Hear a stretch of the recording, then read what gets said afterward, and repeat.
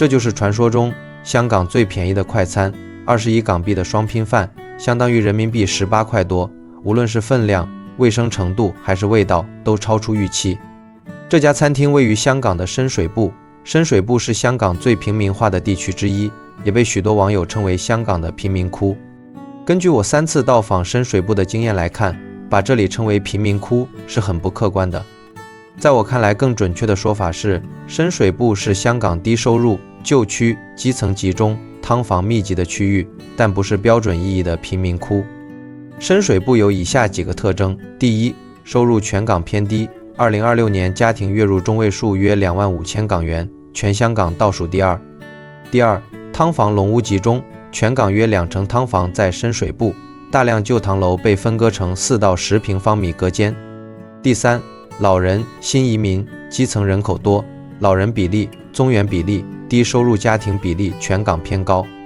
第四，舊樓密集，環境擁擠，唐樓老化，街道狹窄，衛生與安全隱患突出。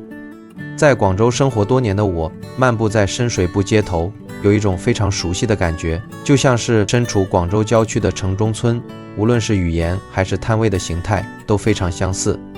深水埗只能說城市基礎設施比較陳舊落後，但並沒有太多的無家可歸者。雖然公屋佔比很高，但居住條件穩定、乾淨、安全。而且這裡商業旺盛，生活便利。鴨寮街、黃金商場、時裝街街市非常熱鬧，經濟活躍，不是衰敗蕭條的貧民區。另外，深水埗也有許多的中高收入群體，又一村、筆架山等是中產階級區，大量小店主、上班族、年輕人住在這裡。深水埗更貼切的標籤應該是香港最平民化的老區，基層生活、市井氣息最濃的區域，劏房與低收入問題最突出的區域之一。在逛街的過程中，我留意了一下深水埗的物價，冬瓜4港幣一斤，相當於人民幣3塊5，在廣州的菜市場一般是1塊5。深水埗的豬肉每斤賣21港幣，相當於人民幣18塊2，廣州的豬肉價格在12元左右。包菜的價格是5港幣每斤，相當於人民幣4塊3，廣州的價格約為2元。照這麼對比，在香港買菜價格大約是廣州的2倍。比較工資中位數，香港約是廣州的2.5倍，菜市場物價正好也差不多2.5倍。但香港有一個特別的優勢，就是他們也可以從內地網購商品。我在香港街頭就看到了京東物流的快遞員，也看到了拼多多的快遞代替點。香港消費者從淘寶、拼多多買東西價格完全一樣，這些低價值貨品沒有關稅。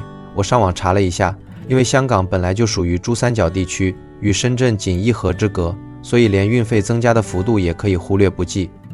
我平時在拼多多上買一些小東西，都感覺到價格便宜到令人震驚。不知道收入高了3倍的香港人在拼多多上面買東西，是不是有一種白撿的感覺？我不由得感慨，如果拋開高昂的居住成本，香港人完全是拿着中上游發達國家的高薪，能享受全世界最便宜的工業品價格，簡直太爽了。現在北上消費的香港人越來越多，也是基於同樣的原因。還有一點發現就是，香港街頭有了越來越多的內地元素。絕味鴨脖，我很想知道多少香港人能吃辣，還是說大家都是選擇微辣？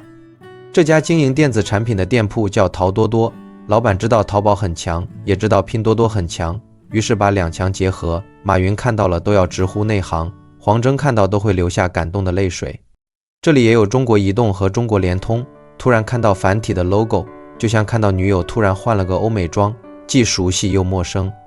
這個業主立案法團據說就是內地的業委會，香港的這個名字明顯聽上去更有震懾力。而我們小區的業委會群裡討論了3年，最後投票率不足，直到現在都還沒有成立。理髮店單剪的價格是70港幣，約合人民幣61元，同樣規格的理髮店在廣州單剪也就是20元左右。洗剪吹160元港幣，相當於人民幣140塊。這個收入看上去不錯，不知道現在學理髮還來不來得及。我每天做50個洗剪吹，收入7000塊，一個月就是20萬。我再發點狠，一天做70個洗剪吹，每天的收入就是1萬。深水埗還有一條南亞街，全部都是印度、巴基斯坦、孟加拉、尼泊爾這些南亞裔人士開的店鋪，性格外向的人們可以上去衝他們唱阿 K 苦力猴、亞猴奔。最讓我意外的是，居然還發現了一家郴州魚粉，但看這形勢，經營狀況有點堪憂。如果它關門，似乎也在意料之中，畢竟郴州魚粉在內地的知名度都很低。我在郴州吃過一次魚粉，白色的湯汁看上去並不辣，但沒吃幾口，辣得我直接放棄。中午時分，我和朋友決定去品嘗傳說中香港最便宜的快餐。店裡最便宜的雙拼飯只需要21港幣，約合18元人民幣左右。雙拼飯的內容應該是燒鴨油雞、切雞紅、嘗鹹蛋5選2。我點了一個雞鵝雙拼，花了30港幣，折合人民幣26元。我朋友點了一個燒排骨飯，25港幣，約合人民幣22塊。這種低價快餐店不提供堂食服務，只能打包帶走。這也很好理解，在香港寸土寸金的地方，店鋪租金都非常高。再說都這個價格了，還要啥自行車？我和朋友拎着盒飯，找到一處路中間的休息點幹飯。首先我們來看排骨飯，一共有12塊排骨，燒得焦香冒油，分量十足。唯一的槽點是沒有加上一點青菜。22元人民幣能吃到這麼多排骨，我感覺在內地的快餐店都很難做到。再來看看我點的26元人民幣的雞鵝飯，油雞加燒鵝加青菜，再加半個鹹蛋。客觀的講，在內地花26元人民幣，真不一定能夠吃到這個分量。我們再換另外一個角度，就是香港食物的衛生狀況和食材的安全程度。整體上看，香港食材監管更嚴，執行更硬，處罰更重。在香港賣過期和不合格食材屬刑事犯罪，最高罰款5萬港幣加監禁6個月，可吊銷牌照，行業禁入。香港90%的食材靠進口，高危食品，比如肉禽蛋奶，僅限認可產地。每批食材必須附上官方衛生證書，進口按時逐批快檢加抽檢，供港蔬菜6重檢測，溯源標籤，農藥殘留標準更細。香港每年抽檢約6.5萬樣本，每千人約9個，全球前列，而且是全鏈條，邊境、批發、零售、餐廳整個流程都覆蓋，毫不誇張地說，屬於全球一流。按常規視角來看，香港人的工資這麼高，但日用消費品和工業品的價格相對這麼便宜，大家都應該生活得很輕鬆才是。為什麼所有人都認為香港人的生活壓力很大呢？只能說各有各的苦衷。住房和教育才是香港人真正的壓力所在。香港多年位居全球房價榜的首位，租金高昂，房價更是高到令人絕望。至於教育，公費教育看上去免費，實際上也是各種軍備競賽、書本、校服、校車、補習班、興趣班，開支並不低。私立學校、國際學校動輒每年數十萬港幣。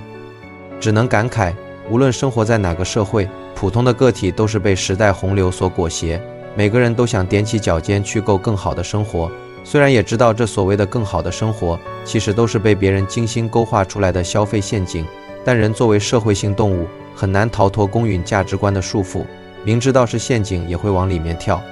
包括我自己，又何嘗不是這樣？我的下一站是美荷樓生活館，是香港首間也是最經典的公屋主題博物館，藏在深水埗石硖尾村。美荷樓是1954年落成的石硖尾村41座，算是香港第一批公屋。1953年石硖尾大火，5萬多人無家可歸，政府緊急建這批喜之屋。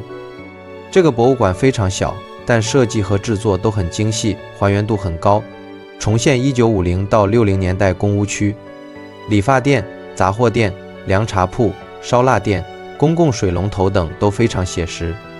其中的舊信箱、通衢標語、雕花磚牆、吊籃、木桶、雞公碗等實物藏品超1200件，全是市民捐的舊物。狹窄房間、簡單家具、多人共住，真實感受當年擠迫、艱苦但有人情味的生活。我個人印象深刻的細節有：公共廁所裡的塗鴉，阿珍這個名字太有時代氣息了。在廣東人的語境中，阿榮基本都是賣豬肉的，叫阿蓮的必然身材豐滿，阿強不是開模的就是搞裝修，阿昌肯定是開五金店，阿珍大概是製衣廠評車女工。從這些房間布置中，我也發現了一個重要的細節，雖然條件仍然比較艱苦，但許多家庭都用上了冰箱。